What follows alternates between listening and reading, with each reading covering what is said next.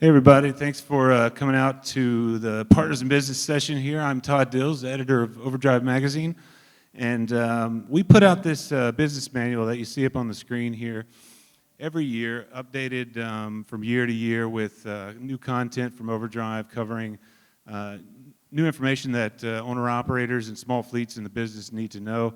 I mean, generally it runs the gamut from very basic things for aspiring owners or folks that really don't have a clear handle on their revenue and costs here.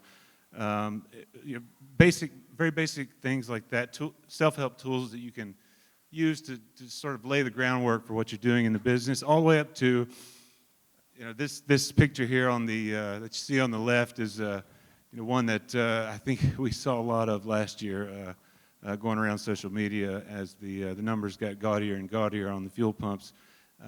So in this new manual, actually, we have an updated section on handling fuel surcharges and rate contracts with shippers for independents. If that's something that you've never done before, there's different ways to do it. Lots of things to consider. We have a new section. We have an entire chapter devoted to sort of compliance issues and rates of inspection here shown in this chart, where basically giving you an idea of where you're most likely to be inspected, so when you go there you're fully prepared. And this year we also added a big section on the issue of double brokering that's really taken off in the last few years, and ways to spot that you might be dealing with a double broker if you're an independent working the load boards. A lot of links to other resources. You see this what are your rights when a broker doesn't pay. This is a YouTube video. It's part of a series we have called Trucking Law that runs through a lot of the legalities around contracts and other things, other areas of the business. It's a video series embedded right here in the manual that you can download right at our website. I encourage you to go there after we get out of here and check it out. Take it home with you, peruse it at your will. I think it's good for aspiring owners. It's good for new owners. I think it's also good for those that have been in the business a long time. A lot of the information in here is current. We update it every single year, and I think it can be a resource to anyone really in the business of trucking. And so today, though, I'm going to hand this thing off forthwith to Mr. Gary Buchs, who is owner-operator business coach and has been a contributor to Overdrive now for several years. And most importantly, who's going to lead us through the majority of this presentation, Mr. Mike Hosted, who's ATBS Vice President. And ATBS is a owner-operator business services firm, accounting resources, consultancy, and just a great resource for owner-operators all up and down all different aspects, niches in the business, small fleets as well. But here you go, Mike. Why don't you take it away? And I'm gonna go take my seat and listen intently. Thank you, guys. Pleasure to be here today.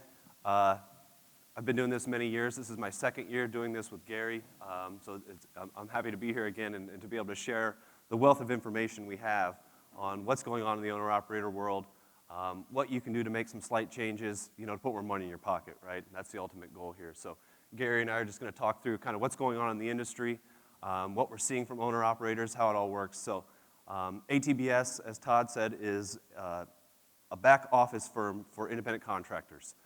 We do bookkeeping, profit and loss statements, budgeting, and then most importantly income taxes, but as well as business coaching like Gary does.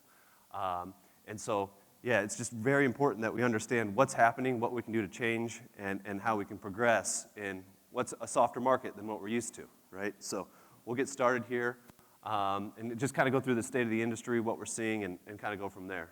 So first off, like I said, what's going on in trucking? It's changed a lot. We did this a year ago, and a year ago, while fuel had gone up, freight was still on fire. And we thought that was going to last a lot longer than it did. There were many factors that led to the change, but it changed drastically over the last year, and so we have to think differently. We have to run our businesses differently. When times get tougher, we have to react. And so we're going to talk a lot about that today.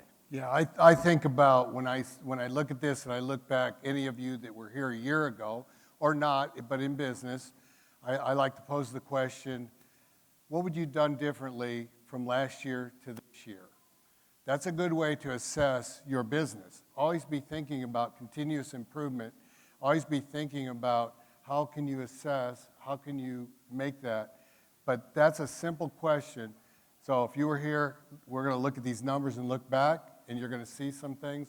But what could you have done last year to this year that would have helped you now? That's what you're looking for. We need help now. Awesome. Thanks, Gary. So first off, again, let's look at what's going on in the trucking market. So the first thing I'm going to look at here is a truckstop.com index.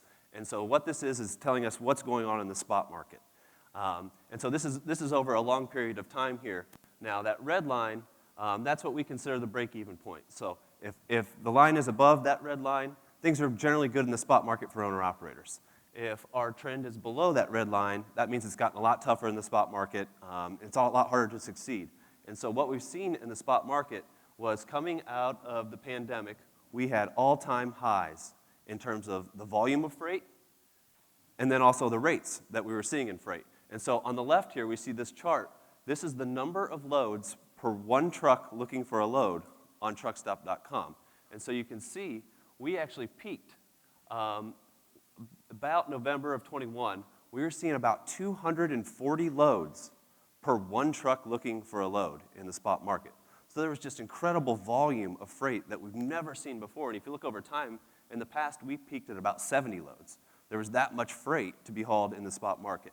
Not only that, but we peaked at about 323 a mile. So it's just incredible. The biggest boom cycle we've ever seen in trucking by a long shot. Normally when we have a boom cycle, you can see in 2018, it lasts 6, maybe 9 months. But because of all these factors, we had a very long cycle. Well, fast forward to about a year ago, and fuel prices skyrocketed, inflation, wars overseas, you name it, and the amount of freight fell off a cliff. And so fast forward to now, we're sitting at about 55 loads per one truck with a rate of 243. So what that means is we lost 80% of the available freight in the spot market, and rates went down about 30% at the same time, which is just an incredible, incredible fall. Yeah. So that's true rate.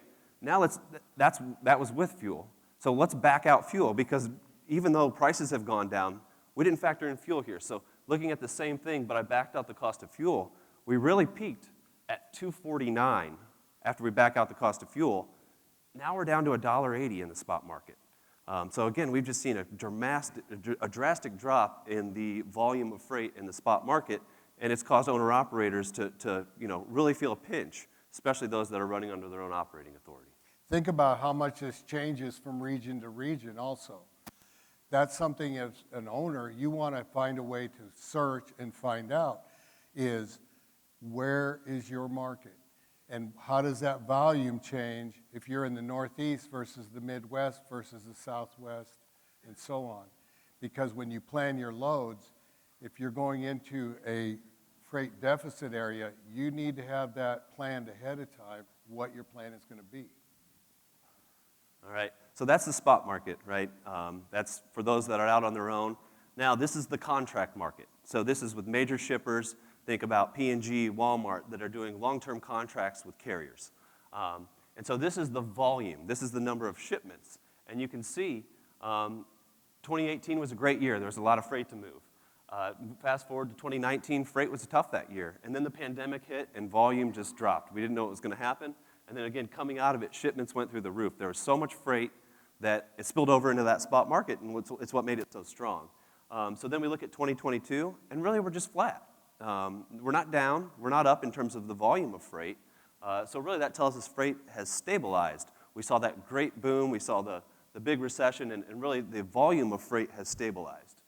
But then we fast forward and we look at rates. Rates are what matter, right? And so again, 2018 was a really good year. 2019, early 2020, rates went down. And then we just saw an incredible boom where rates just went through the roof because there was so much freight to haul. And so really what this tells us is the blue line, it's going down, yes, but what it tells us is that it's stabilized, but then at the end of 2022, we started to see downward pressure, and we're continuing to see that today. So the pressure is coming from capacity over capacity. There's still freight there. It's less than the peak, but there's still freight there on it that we normally expect, but capacity is so much higher. That's the competition. That's the gentleman sitting in the other row behind you. Your collaborators and your competitors. You have to think about it in those terms, I think.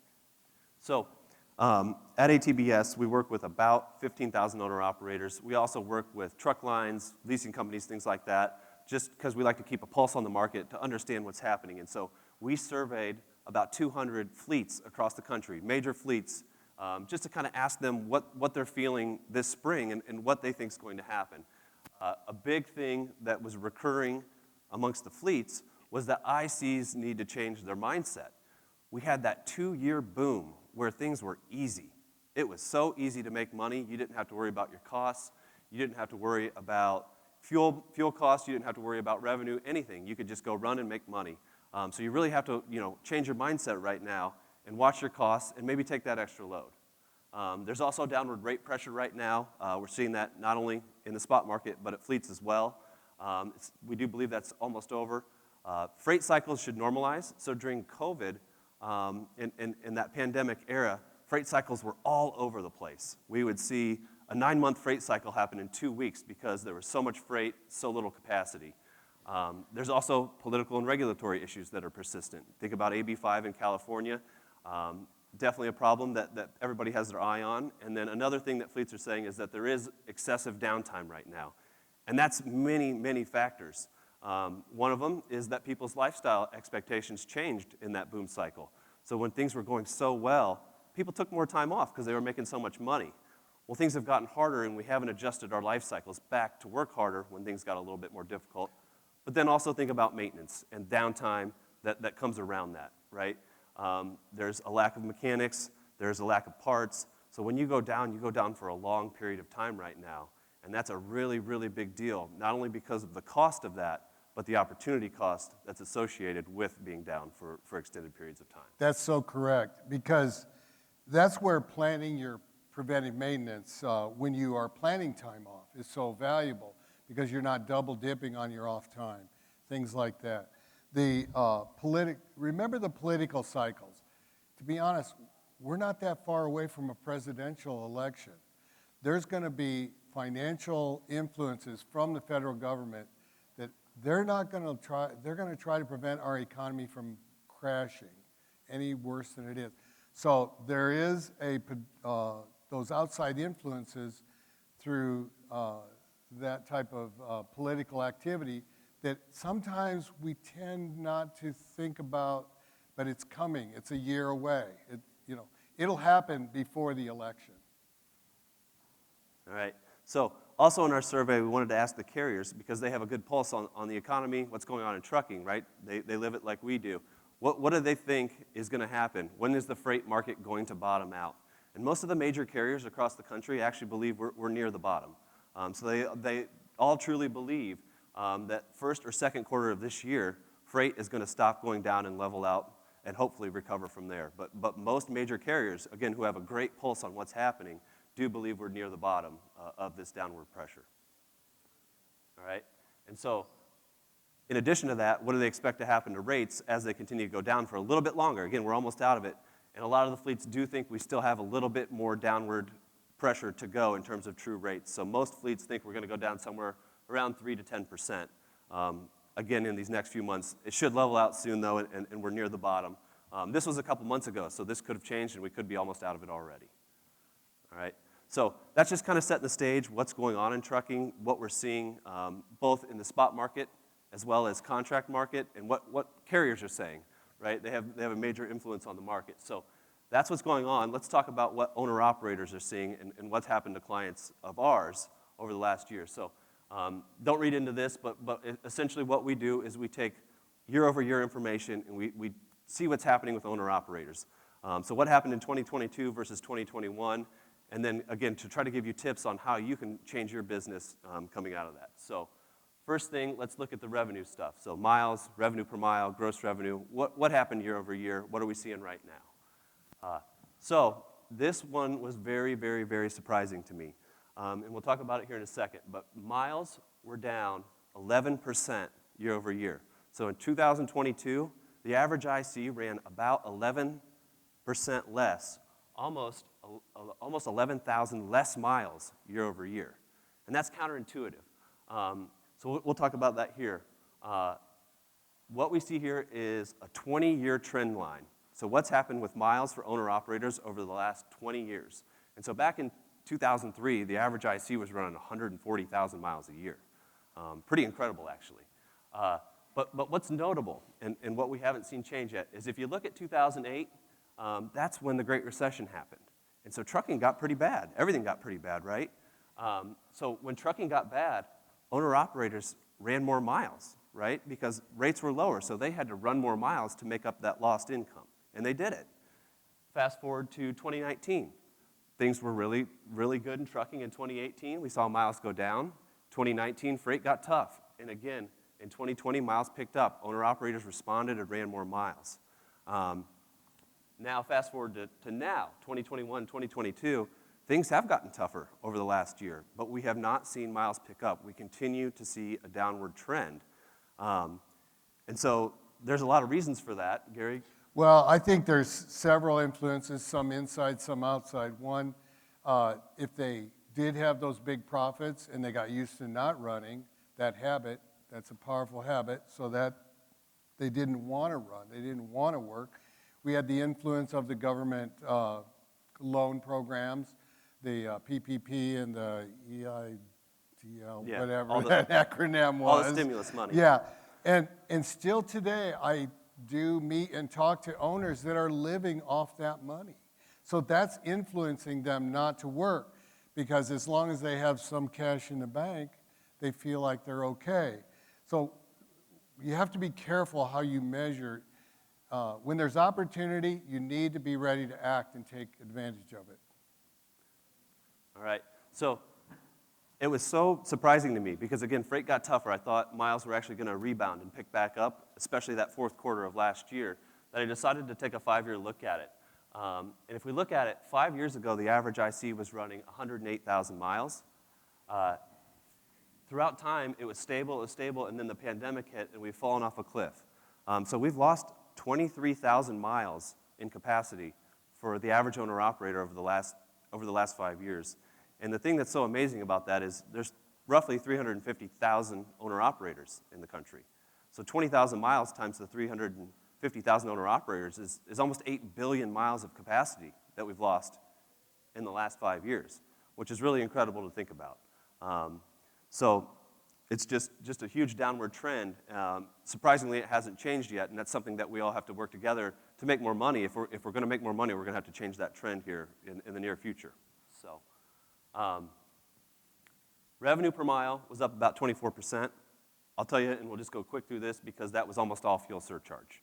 So that the rates themselves stayed pretty level, actually, from 2021 to 2022.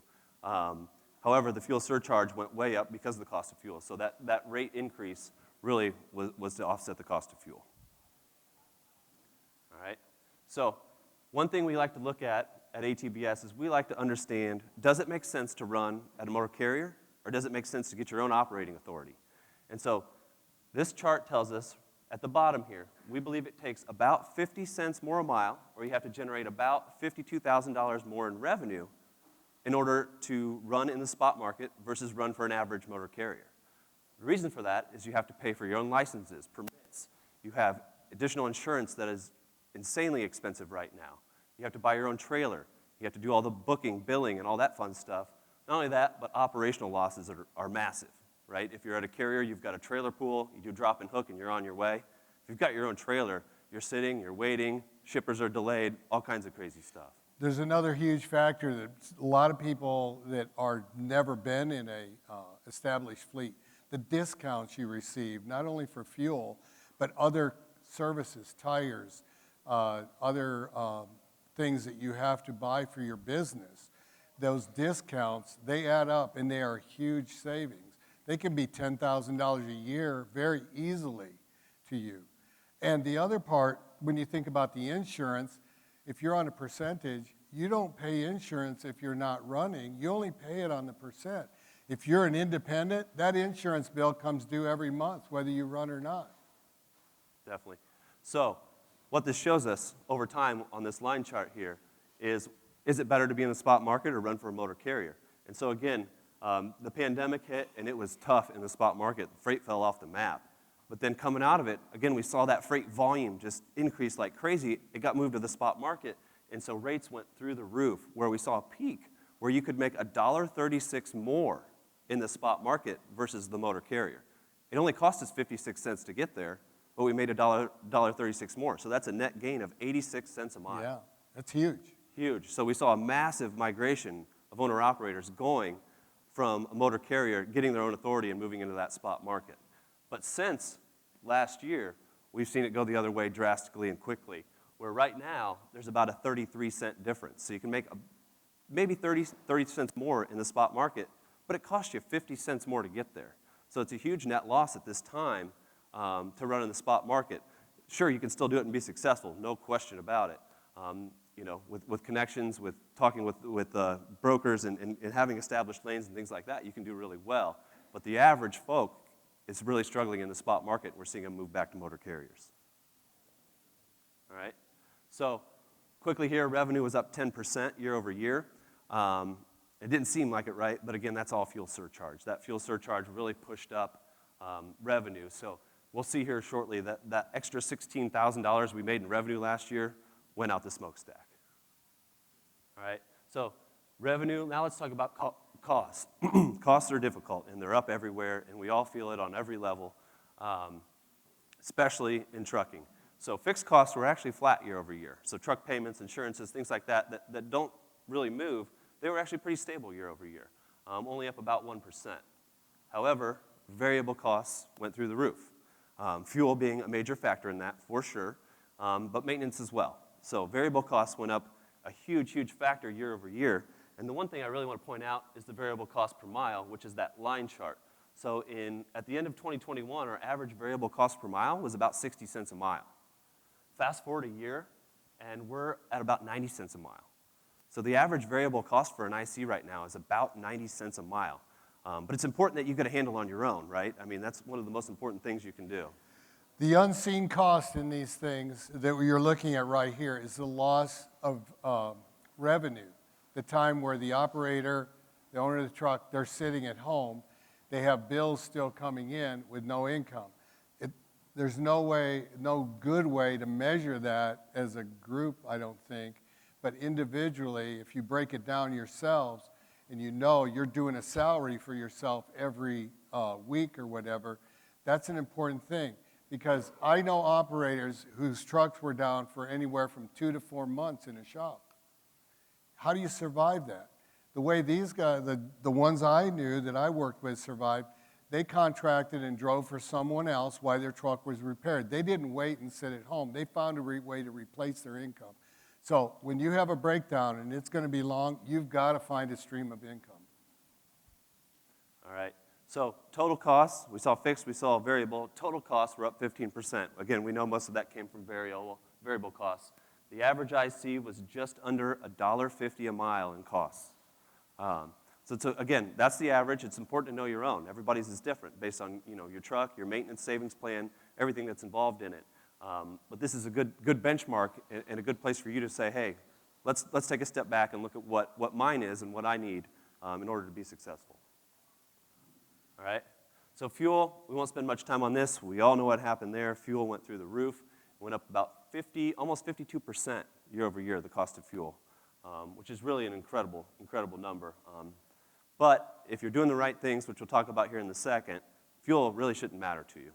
If you're doing the right things, getting good fuel mileage, the fuel surcharge should offset it and really not make a big difference for you. So we want to look at fuel mileage over time because it's so important right now. I mean, it is the number one cost you have, but it's also the one you can change the most overnight. And so we look at this chart on the left here, fuel over time, and in 2020, we saw fuel mileage spike. It went really, really high. People were getting great efficiencies out of their trucks. And really, I think it's because there was no congestion. The world was shut down at the time, and you could just run through cities without slowing down. There wasn't bumper-to-bumper traffic. A lot of our clients told us it was the most fun they've ever had driving because they weren't sitting in traffic. They could just run. So fast forward a little bit to the winter months, it always goes down. We see idle time up, winter blend fuels, things like that. But in 2022, when fuel went through the roof, I was really expecting people to adjust their habits and for fuel to go up. And it hasn't yet. So a bit concerning. It is. I have operators I talked to that did adjust and slow down as much as 2 miles per hour. Their miles per gallon increased, some of them from 8 to 10. The savings combined with their fuel surcharge was they lost no revenue as far as net revenue. A lot of them had routes, they never lost any miles because they were good at load planning. So it's more than speed. The other thing I think we're going to see, if you want to be careful to watch here in the future, as margins get tighter and maintenance maybe gets put off and so on, that could be an influence on reducing miles per gallon. Because if we don't maintain our equipment as well as we should, we're going to suffer. Yep, definitely. So I also like to break it out by industry. And so what we have on here is we have independent, the folks that are on their own operating authority. We got the drive-in, reefer, flatbed, and then the average. And so what's most notable here is most of the industry stayed pretty level. The only big increase we saw in fuel mileage was the folks that are independent out on their own authority. And I think the reason for that is because they felt the most pain. They needed to save that money because we just saw the downward pressure that happened. They needed to make adjustments, and they're the first ones to do it because they felt it the soonest. They tend to not get as much fuel surcharge, if any fuel surcharge broken out. Their rate may adjust, but it doesn't necessarily say, here's fuel surcharge. That is an influence. Yep. So real quick, we talked about revenue being up 16,000 here at the bottom. So on the bottom right, we saw revenue up 16,000, but the cost of fuel was up almost 16,000. So again, all that increased revenue we spent on fuel. Yep. All right. So truck payments over time, they continue to climb. As we know, they're more expensive. They were hard to get for a considerable amount of time.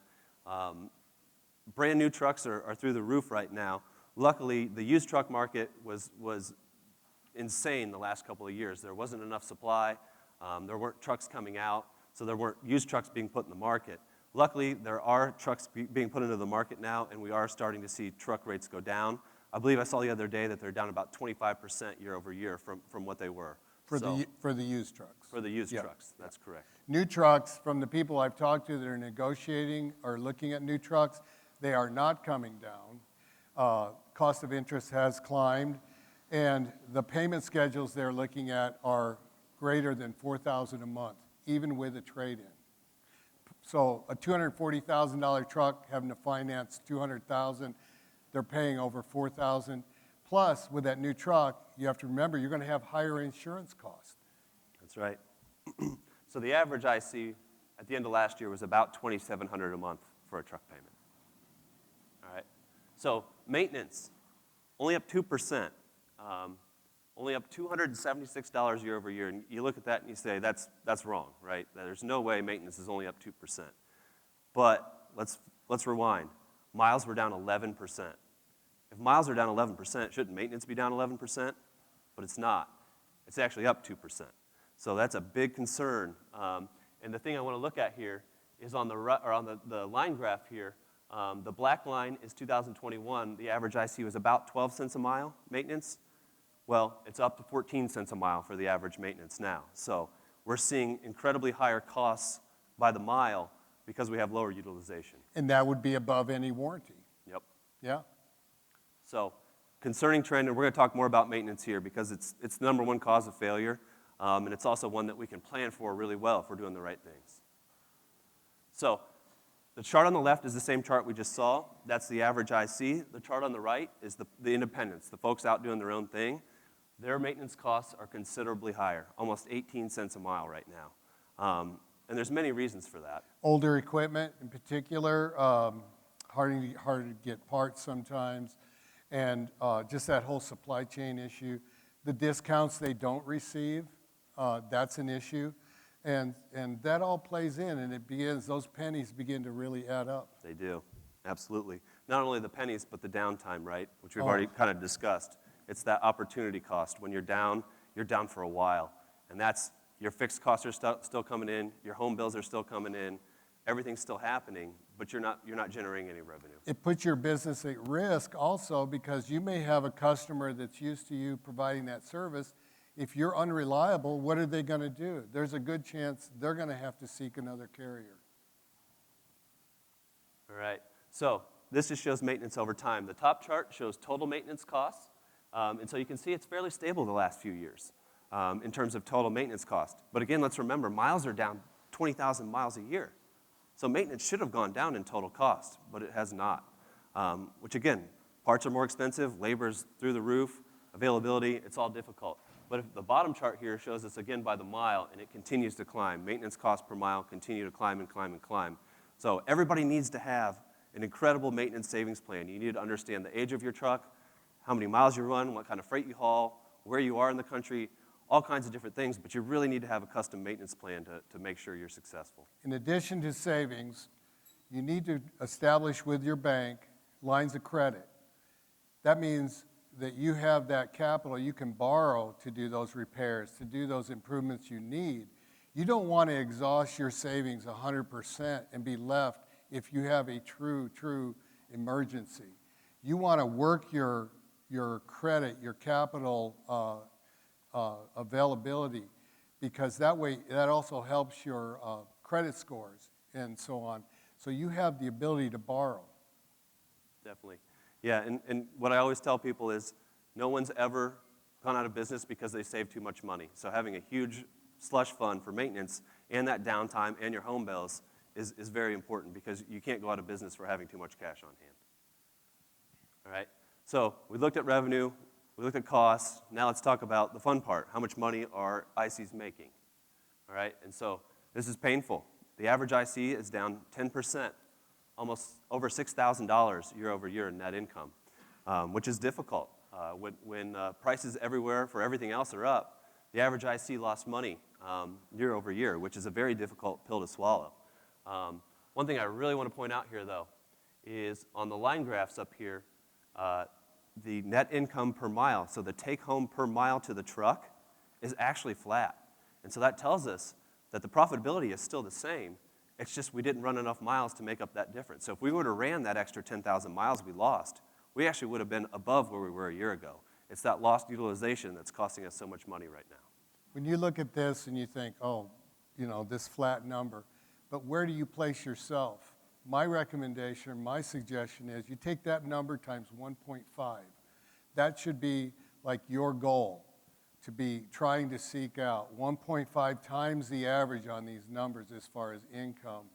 And that is where I suggest people start. It is possible. We have people that are doing that and doing it consistently in today's market still.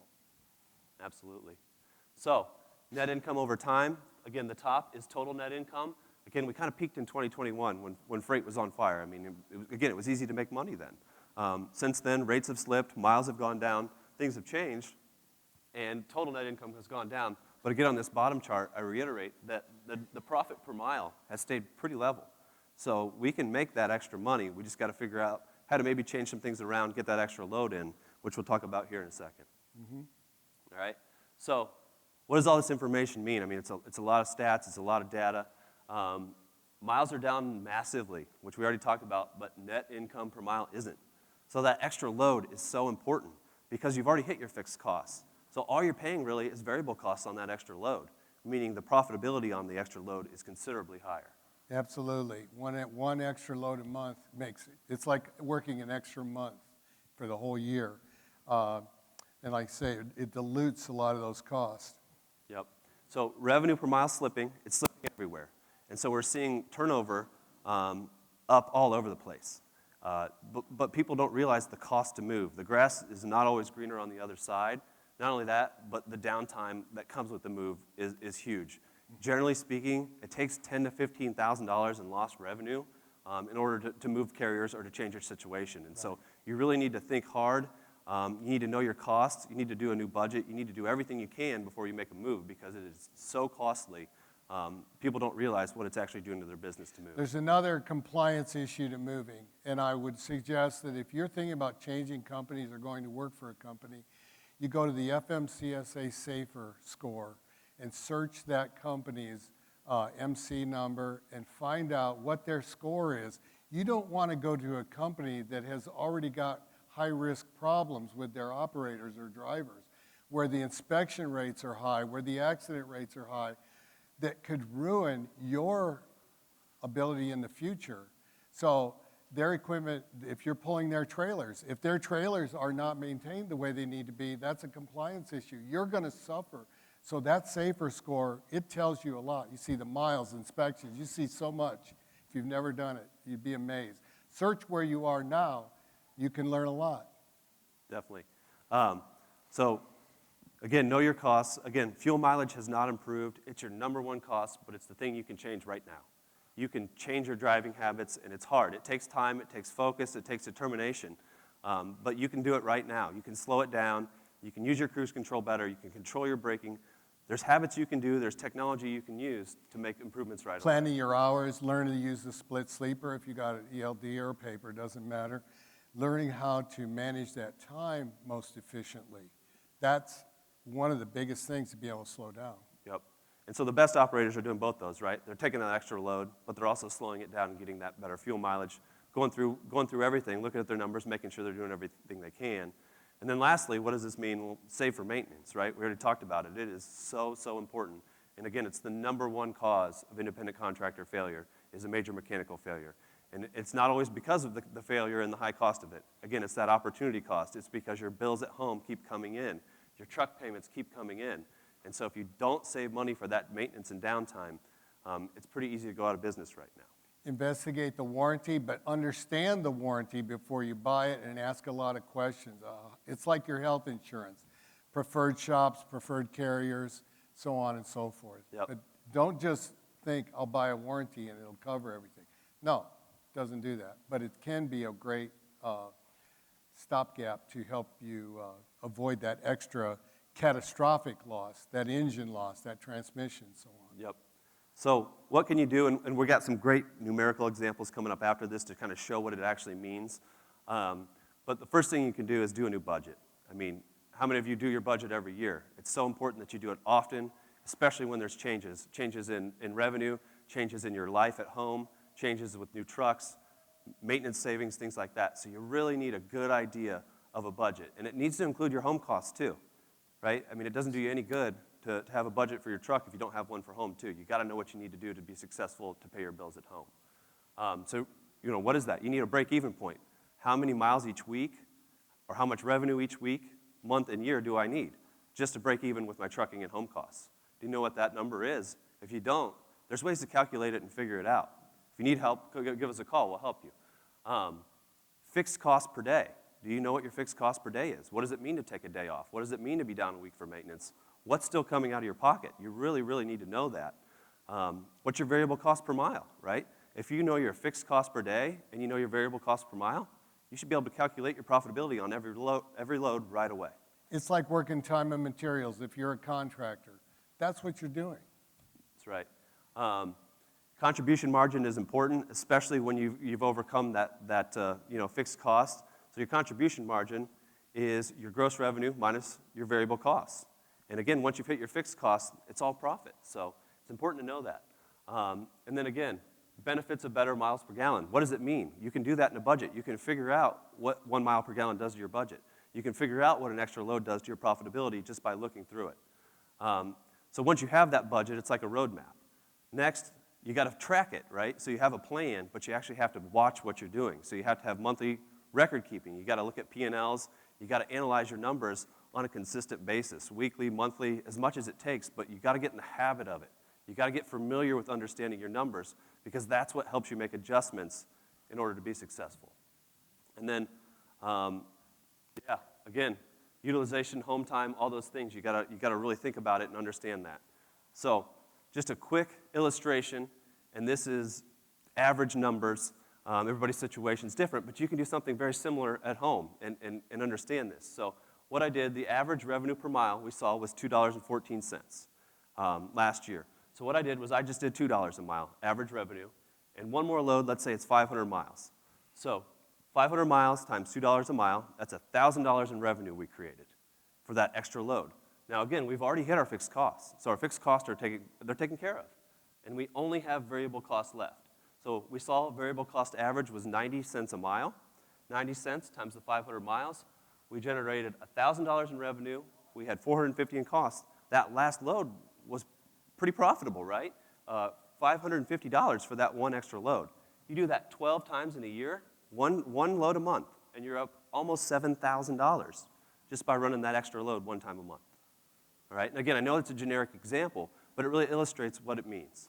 Now take that first column, 500, make that a 200-mile load or a 250-mile load for double the rate. Yep. And that's what happens, and that's what we do, and you have to do that. And the profit even goes higher because you still have the same fixed costs, but your variable costs have dropped on that load. Plus, if it's the extra load for the week, odds are you may be feeling like you don't have the hours or miles. You start looking for a 500-mile load that stresses your hours, where you could do a 200-mile. I've seen 100, 150 straight through loads that'll pay as much as that 500-mile load, even in today's market. All right? So that's just what one more load will do. Fuel, again, is the other thing that you can impact right away, right? You can drive more miles if you have the hours, as Gary said, but fuel's the thing you can impact right away. And so this is kind of busy, but what it really illustrates is the difference between 6 and 7 miles to the gallon is about $8,500 a year or more. So just 1 mile per gallon difference is $8,500 more, and that's savings, right? So you run another load, you made $1,000, but it costs you $450 to get there. So every dollar you generate costs you a little bit of money, and it's not profit. Every dollar you save goes directly in your pocket. So it's pure profit by saving money. It literally goes in your pocket, money you get to keep. And so let's just take the most basic example from the last slide. The most basic example, we made $6,600 more by taking that extra load. Then we fast forward and we took the load. Now we're going to get that mile per gallon better. We've saved $8,500. You combine those two things, that's $15,000 in profit that you've gained by taking those two little steps right there. And I know they're not little. You have to work at each one of them. But that's an incredible amount of money. Exactly. I'll plan that for you. You send me half the money, and we'll both be happy. How's that?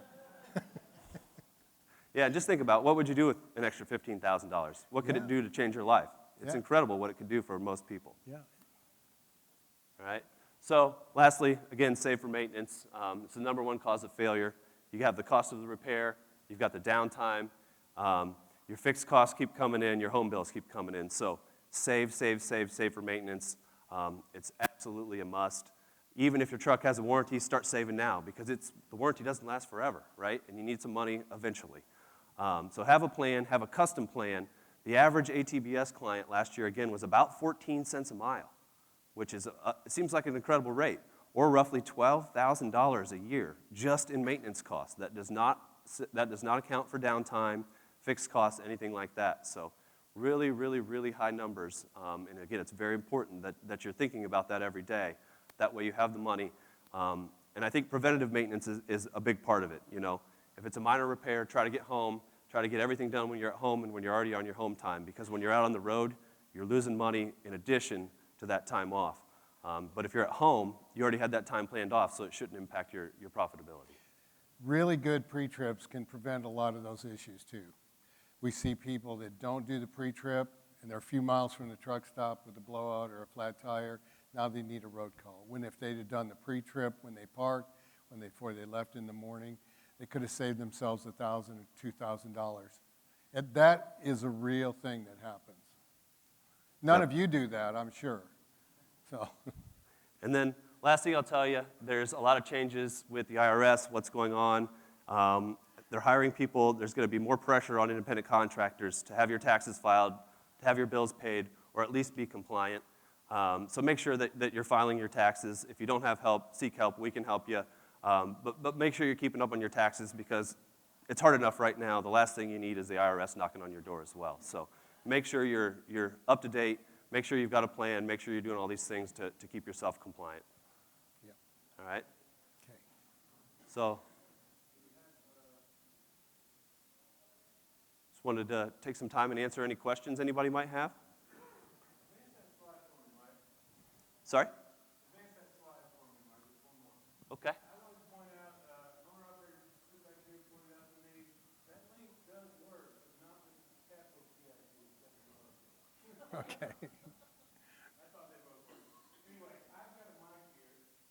It's going to work.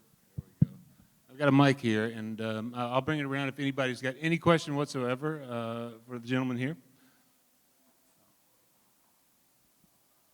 Got a question over here.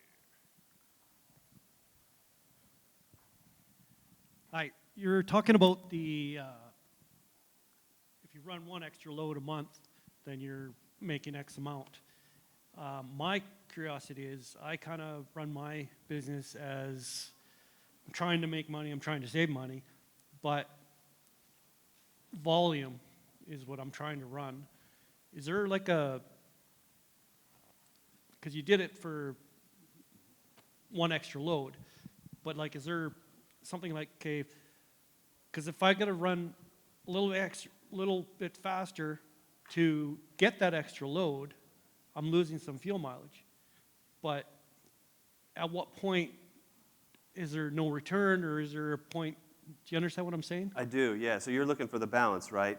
Of what speed do I need to run at versus hours in order to create the most income for yourself, right? Yeah, because if I slow down, I won't make it. That means I'm stuck somewhere for 10 hours. Yeah. So there's no exact answer for a general Okay. population. Everybody's business is completely different.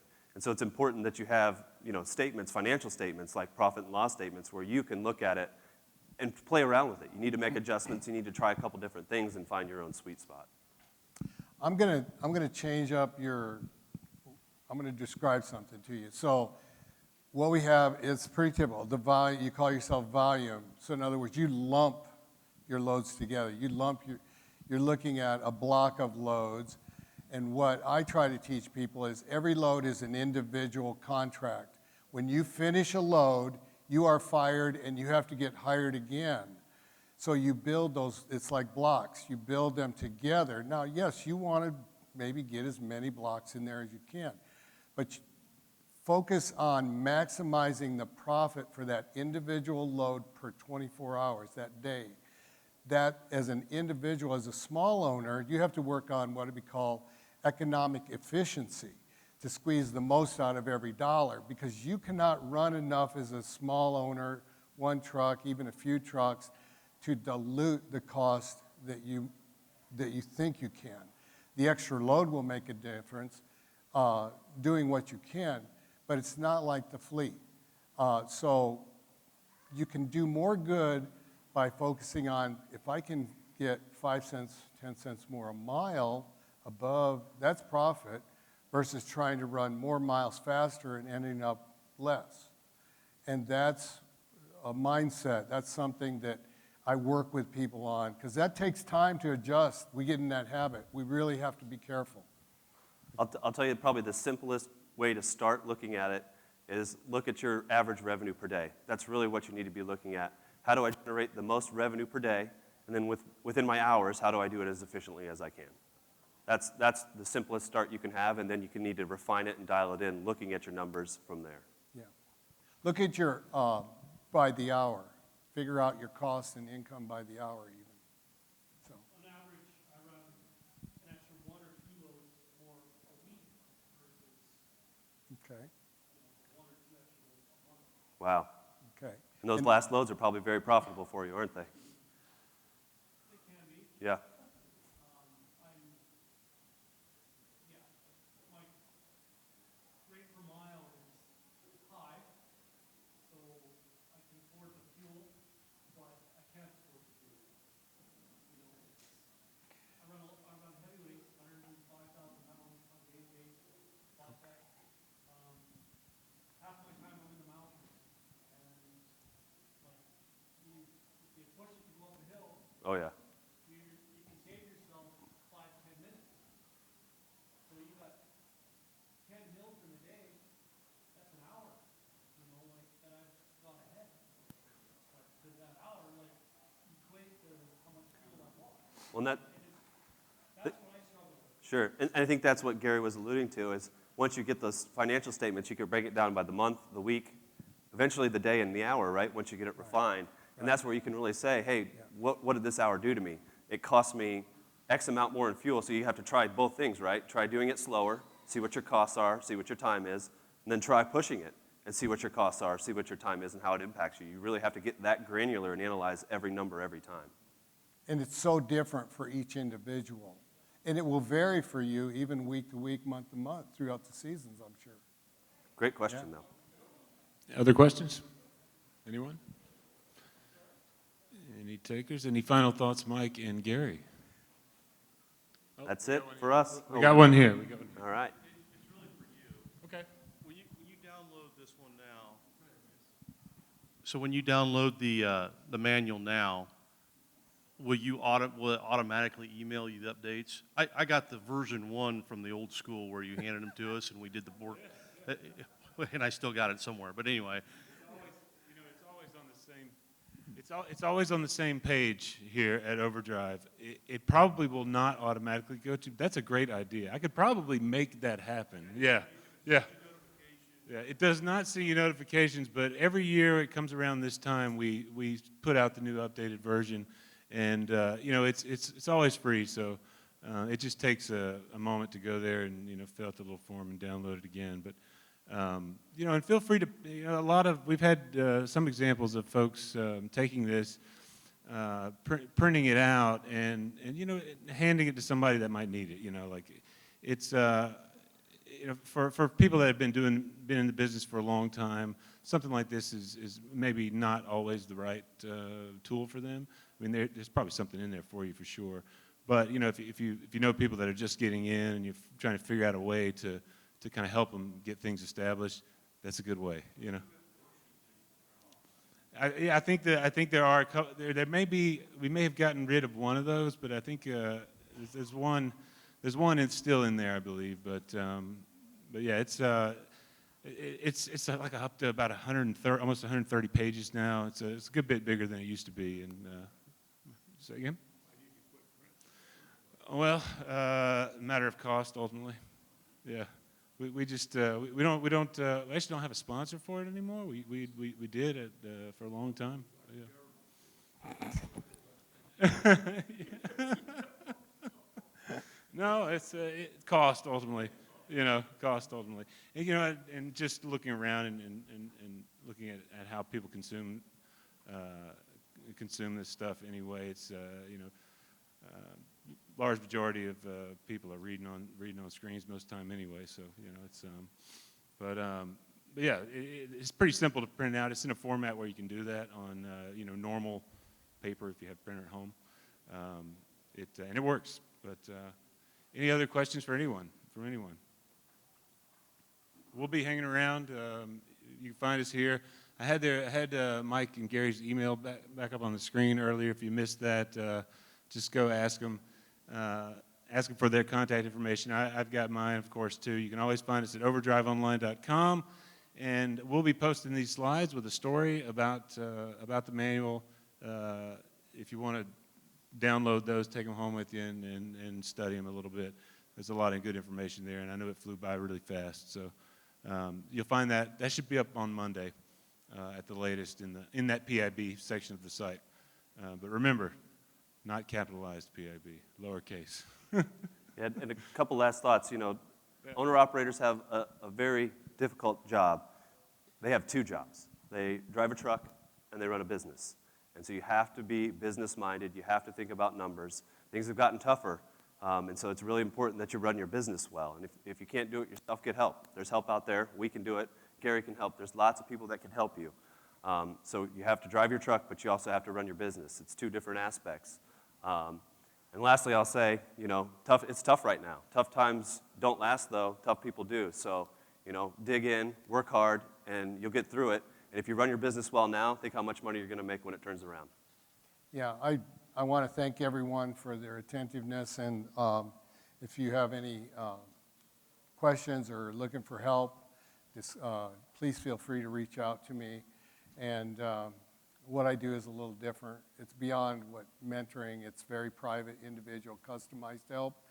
And I don't do the video things because I customize what you need.